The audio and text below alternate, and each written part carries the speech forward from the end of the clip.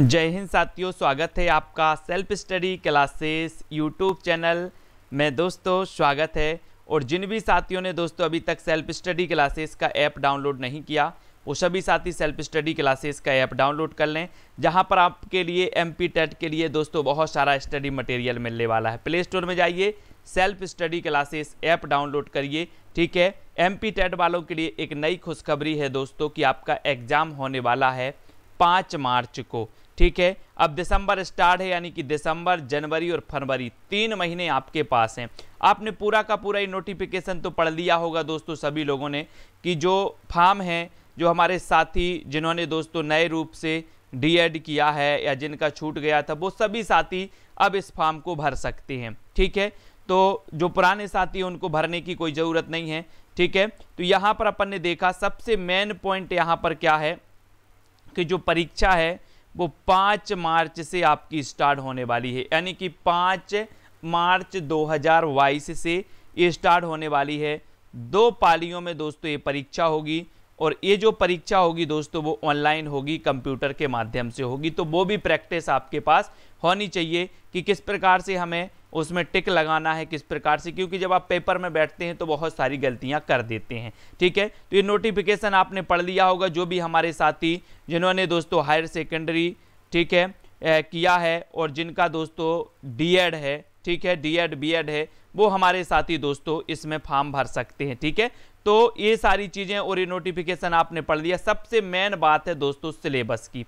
ठीक है, कि जो एमपी टेट है, प्राथमिक शिक्षा पात्रता परीक्षा है, 2020 में जो इसके फॉर्म भरे गए थे, अब इसका 2022 में दोस्तों पुनः इसके फॉर्म भरे जा रहे हैं। ठीक है, पुराने अभ्यर्थियों को बिल्कुल भी फॉर्म नहीं भरना, जिन्होंने पहले भर चुके हैं, जो नए साथी हैं वो इसका फॉर्म भर सकते हैं दोस्तों। ठीक है, तो यहाँ पर सबसे पहले जो बात है आपकी, वो दोस्तों यहाँ पर जानने योग्य बात ये है कि ये जो पात्रता परीक्षा है वो 150 अंकों की है। कितने की है दोस्तों?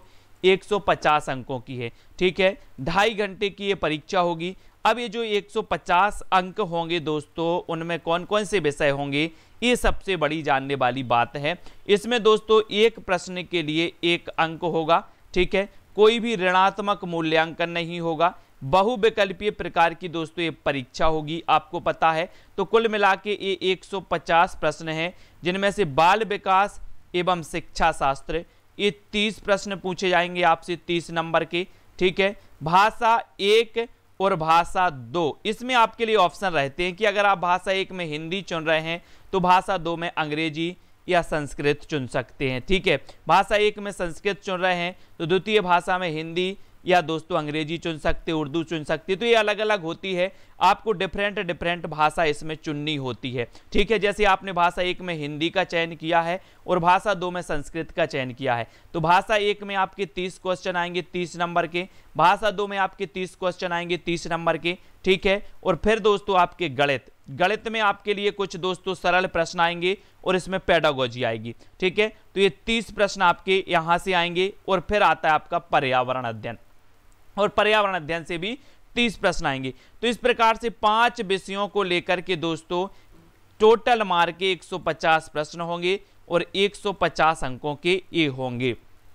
ठीक है, अब बात आती है कि सर इसमें सिलेक्शन कितने पर हो सकता है।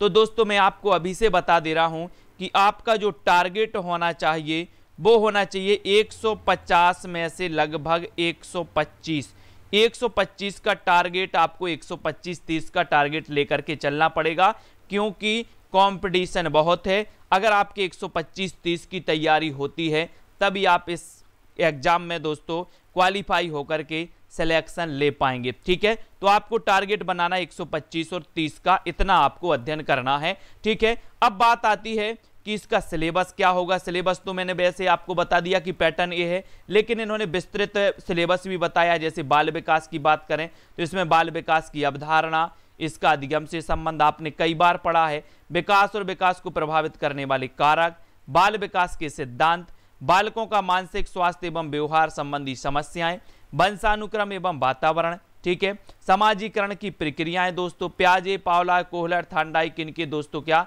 इनके आपको सिद्धांत याद करना है। बाल केंद्रित एवं प्रगतिशील शिक्षा की अवधारणा, ठीक है। बुद्धि की रचना का दोस्तों आलोचनात्मक स्वरूप, ये अपन को याद रख लेना है। व्यक्तित्व और उसका मापन, भाषा विचार, ठीक है। सामाजिक निर्माण के रूप में जेंडर की भूमिका, लिंग भेद और दोस्तों शैक्षिक प्रथाएं, ठीक है। अधिगमकर्ताओं में व्यक्तिगत भिन्नताएं, तो ये आपका बाल विकास का सिलेबस होगा। समावेशित शिक्षा आपको पढ़नी होगी। अलावान्वित दोस्तों एवं वंचित वर्गों से विविध पृष्ठभूमियों के अधिगमकर्ताओं की पहचान, ये आपका बाल विकास का है, ठीक है। अधिगम और शिक्षा शास्त्र, इसमें शिक्षा शास्त्र भी दोस्तों आएगा। जैसे बाल विकास और शिक्षा शास्त्र में बच्चे सोचते कैसे हैं, सीखते कैसे हैं, ठीक है। तो इस प्रकार के क्वेश्चन आपसे पूछे जाएंगे कि एक बच्चा अगर शाला में लेट आता है तो आप उसका क्या करेंगे। इस प्रकार के दोस्तों समझ के भी आएंगे। बच्चे कैसे सीखते हैं, आप बच्चे को कोई टॉपिक सिखा रहे हो, बच्चा नहीं समझ पा रहा है तो आप उसको किस प्रकार से, किस विधि से सिखाएंगे, इस प्रकार के प्रश्न आएंगे। समस्या समाधान करता, बच्चों में अधिगम की वैकल्पिक धारणाएं, प्रभावित करने वाले कारक, ठीक है। जैसे बच्चा पढ़ाई कर रहा है तो उनको प्रभावित करने वाले कारक कौन से हैं, उनकी रुचि से संबंधित प्रश्न आएंगे। संज्ञान और संवेग, अभिप्रेरणा, अधिगम, ठीक है, अधिगम में योगदान देने वाले कारक, ठीक है। निर्देशन, अभिक्षमता, स्मृति और विस्मृति, ये दोस्तों आपके पेडागोजी से यानी कि शिक्षा शास्त्र से हो जाएंगे। अब जैसे आपने हिंदी भाषा, प्रथम हिंदी भाषा चुनी है तो इसके 30 प्रश्न आने वाले हैं।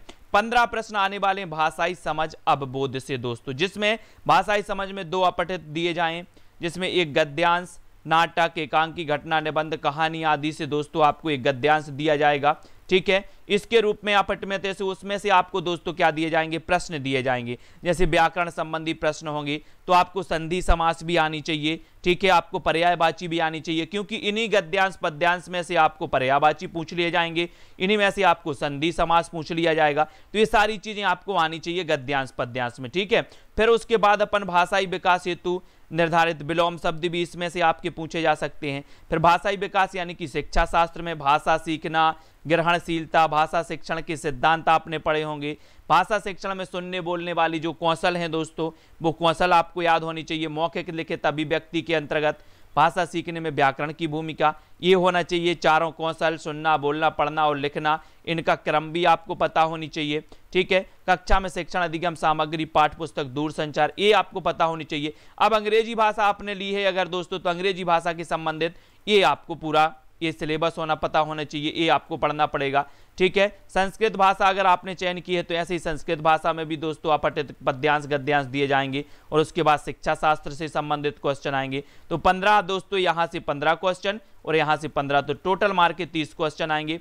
उसके बाद उर्दू की बात करें तो उर्दू में भी ऐसे ही आएंगे गद्यांश पद्यांश से संबंधित, तो ये उर्दू की बात हो गई, है ना। और उसके बाद गणित, जो कि दोस्तों अनिवार्य रहेगा सभी के लिए। भाषा 1 और भाषा 2 अपेक्षिक तरीके से उनको दोस्तों वो कर सकते हैं कि हमें कौन सी भाषा 1 लेना है, कौन सी 2 लेना है, ठीक है। उसके बाद गणित तो आपका अनिवार्य रहेगा, बाल विकास शिक्षा शास्त्र अनिवार्य रहेगा, ठीक है, और पर्यावरण अनिवार्य रहेगा। तो गणित में आपको विषय वस्तु में संख्या पद्धति दोस्तों, ठीक है, जोड़ना, घटाना, गुणा, भाग, भिन्न, ये सभी आएंगे। ज्ञात, लंबाई, मीटर को सेंटीमीटर एवं सेंटीमीटर को मीटर में बदलना, वृत्त, केंद्र, त्रिज्या, परिवेश की, ठीक है। तो इस प्रकार से आएंगे और इसमें पेडागोजी भी आएगा गणित में, 15-15 नंबर के आएंगे। तो पेडागोजी में गणित शिक्षण द्वारा चिंतन एवं तर्क शक्ति का विकास करना, पाठ्यक्रम में गणित का स्थान, गणित की भाषा, ठीक है, प्रभावी शिक्षण हेतु परिवेश, ये सारे की सारी आपको याद ये दोस्तों पढ़ना पड़ेगा। फिर बात करें पर्यावरण, तो पर्यावरण भी 30 नंबर की आने हैं, जिसमें 20 प्रश्न आएंगे दोस्तों विषय वस्तु से।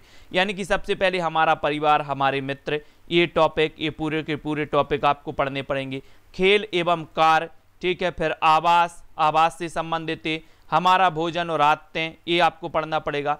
पानी और हवा प्रदूषण एवं संक्रमण, ठीक है। प्राकृतिक वस्तुएं, उपज, मानव निर्मित साधन एवं उसके क्रियाकलापों का प्रभाव, ठीक है। और इसमें अंतरिक्ष विज्ञान भी एक टॉपिक है। और फिर है पेडागोजिकल मुद्दे, ठीक है, जैसे पर्यावरण की अवधारणा, उसकी आवश्यकता, पर्यावरण अध्ययन महत्व, समेकित पर्यावरणीय शिक्षा, ठीक है, परिवेशीय भ्रमण अवधारणाओं की स्पष्टीकरण, पर्यावरण शिक्षा का विज्ञान और सामाजिक विज्ञान से सह संबंध क्या है, ठीक है, सतत व्यापक मूल्यांकन, ये अपन को याद, पर्यावरणीय शिक्षा में शिक्षण सामग्री, सहायक सामग्री, स्थानीय परिवेश, पर्यावरण की समस्या, इनसे संबंधित क्वेश्चन आएंगे। तो ये आपका छोटा सा सिलेबस है दोस्तों 150 प्रश्नों का। अब बात आती है कि दोस्तों हम पढ़ाई कैसे करें। तो आप एक टाइम टेबल बनाइए दोस्तों, क्योंकि 150 प्रश्न है। 150 प्रश्नों में आपको क्या करना है, 150 प्रश्नों का एक टाइम टेबल बनाइए, क्योंकि 5 सब्जेक्ट आपके पास हैं 30-30 नंबर के। तो आपको 1 घंटे क्या पढ़ना है, पर्यावरण, 1 घंटे बाल विकास पढ़ना है, हिंदी पढ़ना है, संस्कृत पढ़ना है, ठीक है, और उसके बाद दोस्तों पर्यावरण भी आपको पढ़ना है, ठीक है। तो इन चीज़ों को आपको क्या करना है, एक सिस्टम बनाना है, एक टाइम टेबल बनाना है। टाइम टेबल बनाइए और चिपकाइए कि हमें कौन से घंटे में क्या पढ़ना है और कौन से सब्जेक्ट में आपकी कितनी पकड़ है, ये भी आपको पता करनी है। जो भी हमारे नए साथी हैं, विशेष तौर पर उनसे कहना चाहता हूं कि पुराने साथियों ने 2020 में जमकर तैयारी की थी, अब आपको भी जमकर बरसने की दोस्तों क्या करना है, प्रयास करना है और कोशिश करना है, दिन रात मेहनत कर देना है, क्योंकि एक पोस्ट आपके लिए दोस्तों इंतजार कर रही है और पद बहुत सारे आने वाले हैं। क्योंकि दोस्तों आपने अभी एक वो पढ़ा होगा राष्ट्रीय सर्वेक्षण में 91,000 पद एमपी में खाली हैं सभी वर्गों के, ठीक है। तो पद बहुत अच्छे आने वाले हैं, आप लोग बिल्कुल भी चिंता न करें। आपको सिर्फ तैयारी करने की जरूरत है, एक टाइम टेबल बनाने की जरूरत है। हमारे सेल्फ स्टडी क्लासेस में दोस्तों आपको बहुत सारी फ्री कक्षाएं दी जाएंगी और टेस्ट सीरीज हमारे ऐप पर, सेल्फ स्टडी क्लासेस ऐप पर मिलेगा, जहां पर आपको पर्यावरण बाल विकास की टेस्ट सीरीज प्रैक्टिस कर सकते हैं, ठीक है। तो उनको आप पेड कोर्स भी दोस्तों ले सकते हैं प्रैक्टिस करने के लिए, ठीक है। तो मैं आपको उनके बारे में भी बताऊंगा, लेकिन आपको self study classes app download कर लेना है, ठीक है। आपको प्ले स्टोर में जाना है, सेल्फ स्टडी क्लासेस आपको सर्च करना है और ऐप डाउनलोड कर लेना है। और आपको बहुत सारी कक्षाएं दोस्तों आपको self study classes YouTube channel में, और दोस्तों एग्जाम केयर में, स्टूडेंट केयर यूट्यूब चैनल में, ठीक है, एग्जाम पार यूट्यूब चैनल में, ये 3-4 यूट्यूब चैनल हैं जिनके माध्यम से हम आपको तैयारी करवाएंगे। आपको लगातार तैयारी करना है और इन चैनलों को दोस्तों आपको क्या करना है, सब्सक्राइब कर लेना है और जुड़े रहना है, वीडियो को लाइक करना है और शेयर करना है, ठीक है। जय हिंद।